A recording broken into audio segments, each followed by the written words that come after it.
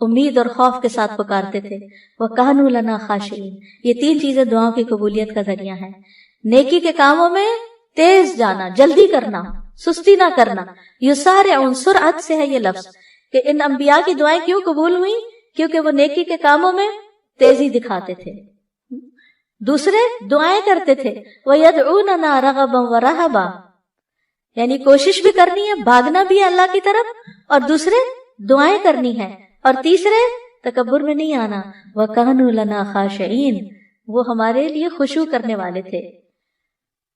ابن قیم کہتے ہیں نیک اعمال کرنا اور اس کی طرف سبقت لے جانا دعا کی قبولیت کے بڑے اسباب میں سے ہے.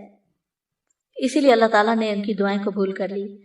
پھر ایک اور دعا ہے جو حضرت زکریا علیہ السلام نے ہی مانگی. رب ہب لی من لدنک ذریۃ طیبہ انک سمیع الدعاء، اے میرے رب مجھے اپنی طرف سے نیک اور پاکیزہ اولاد عطا فرما، بے شک تو ہی دعائیں سننے والا ہے. یعنی ہبہ وہ ہوتا ہے نا جو بغیر معاوضے کے خوش دلی اور احسان کے طور پر کسی کو کوئی چیز دے دی جائے. یعنی ایک ہبہ ہوتا ہے، ایک ہدیہ ہوتا ہے، ایک صدقہ ہوتا ہے. تو یہ صدقہ وہ کہتے ہیں جس سے آخرت کا اجر و ثواب چاہیے، اور ہدیہ وہ ہوتا ہے جس سے تحفہ دینے والے کو، جو تحفہ دینے والے اور جس کو تحفہ دیا گیا اس کے درمیان محبت پیدا کرنا مقصود ہوتا ہے. یعنی تحفہ محبت کے لیے ہوتا ہے، ہدیہ جو ہے ہدیہ تحفے کو ہی کہتے ہیں، اور ہبہ جو ہے وہ پھر اس فائدے کے کسی مقصد کے لیے ہوتا ہے. تو یہاں پر یعنی ہبہ وہ چیز ہوتی ہے کہ جس کو ہبہ کی جاتی ہے صرف اس کے فائدے کا مطلوب ہوتا، یعنی اس کا فائدہ مطلوب ہوتا ہے. ٹھیک ہے، مطلب یہ تھا کہ اے اللہ مجھے اپنے پاس سے ایسا ہدیہ دے جو بغیر کسی عوض کے، میری بغیر کسی کوشش اور محنت کے ہو، تو بس تو آپ عطا کر دے. من لدن کا، اپنے پاس سے دے دے، کیونکہ تیرے پاس تو سب کچھ ہے. اور پھر ذریۃ طیبہ دے جو اپنے اقوال و افعال میں پاک ہو، جسموں میں پاک ہو. انک سمیع الدعاء، آپ تو دعائیں سننے والے. یہ محبت اور رحمت کو کھینچ لانے والی بات ہے. تو دعا کرنا جو ہے انبیاء کی سنت ہے. اور پھر اللہ کی جگہ یا اللہ کہنے کے بجائے رب بھی کہا گیا ہے. رب کو وسیلہ بنا کر دعا کی گئی ہے. اسی لیے آپ دیکھیں انبیاء کی ساری دعائیں ربنا سے شروع ہوتی ہیں یا ربی سے شروع ہوتی ہیں. اور پھر صرف اولاد نہیں، نیک اولاد، اور پھر اولاد کو نیک بنانے کے اسباب بھی. اور پھر یہ یقین کہ دعا تقدیر کو بدل دیتی ہے. حضرت زکریا انتہائی بوڑھے تھے لیکن انہوں نے یقین سے دعا کی. اور پھر ابراہیم علیہ السلام کی دعا، رب اجعلنی مقیم الصلاۃ ومن ذریتی ربنا وتقبل دعا، اے میرے رب مجھے بھی اور میری اولاد کو بھی نماز قائم رکھنے والا بنا. اے میرے رب میری یہ دعا قبول فرما. ربنا اغفر لی ولوالدی وللمؤمنین یوم یقوم الحساب، اے ہمارے رب مجھے اور میرے والدین اور تمام مومنوں کو اس دن معاف فرما دے جب حساب لیا جائے گا. رب اوزعنی ان اشکر نعمتک التی انعمت علی وعلی والدی وان اعمل صالحا ترضاہ واصلح لی فی ذریتی. یہ بھی اولاد کے لیے دعا ہے کہ اللہ میری ذریت کی اصلاح کر دے، میری ذریت کو نیک بنا دے. انی تبت الیک، میں تیری طرف واپس پلٹتا ہوں، توبہ کرتا ہوں. وانی من المسلمین، اور بلا شبہ میں فرما بردار ہوں.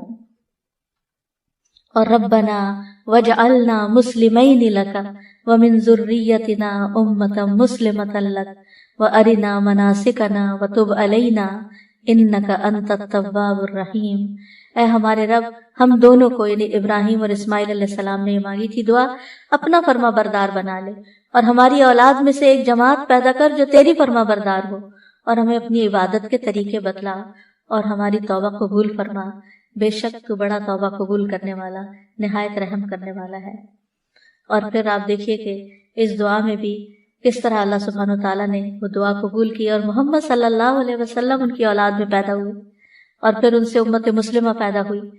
تو یہ دعا جو ہے اس کی قبولیت میں بہت عرصہ لگا تھا لیکن قبول ہوئی. تو اس لیے انسان کو مایوس نہیں ہونا چاہیے. اور اسی طرح یہ دعا جو مسنون دعا ہے، اللہم انی اعوذ بک من جار السوء ومن زوج تشیبنی قبل المشیب ومن ولد یکون علی ربا ومن مال یکون علی عذابا ومن خلیل ماکر عینہ ترانی وقلبہ یرعانی ان رآ حسنۃ دفنها واذا رآ سیئۃ اذاعها۔ اے اللہ میں تیری پناہ طلب کرتا ہوں برے پڑوسی سے، برا نیبر نہیں ہو، اور ایسے ساتھی سے، زوج سے، شوہر یا بیوی ایک دوسرے کے لیے، جو مجھے بڑھاپے سے پہلے بوڑھا کر دے، یعنی پریشان کر کر کے، اور ایسی اولاد سے جو مجھ پہ آقا بن بیٹھے، یعنی مجھ پہ اپنا حکم چلائے، ایسے مال سے جو میرے لیے عذاب کا باعث بن جائے، یعنی کئی دفعہ مال انسان کے لیے مصیبت بن جاتا ہے، ایسے چال باز دوست سے جس کی آنکھیں مجھے دیکھ رہی ہوں اور جس کا دل میری نگرانی کرتا ہے، یعنی وہ میری عیبوں کو ہی دیکھتا رہے اور میرے حالات کا جائزہ لیتا رہے، اور وہ میری ہر نیکی کو دباتا جائے اور برائی کو نشر کرے۔ کچھ ایسے بھی لوگ ہوتے ہیں نا آپ کے آس پاس کہ جو آپ کو اپنا دوست بتاتے ہیں، یعنی آپ کے لیے اپنی دوستی ظاہر کرتے ہیں، لیکن وہ آپ کی ہر نعمت سے جلتے ہیں اور آپ کی ہر خرابی سے خوش ہوتے ہیں، اور آپ کے اندر کوئی کمی بیشی ہو تو جا کے دوسروں میں نشر کر دیتے ہیں۔ تو یہاں 5 چیزوں کی برائی سے بچنے کی دعا کی گئی ہے: برا پڑوسی، بد اخلاق مرد یا عورت، نافرمان اولاد، عذاب بننے والا مال، اور چال باز دوست۔ تو بہرحال یہ تھا آج کا ہمارا پروگرام، اور آج اتنے اتفاق کی بات ہے، یہ ہمارا 7واں پروگرام تھا، اور آج 7 اپریل ہے، اور آج ہی میری شادی ہوئی تھی، تو بغیر کسی پلاننگ کے یہ ساری چیزیں اتفاق سے جمع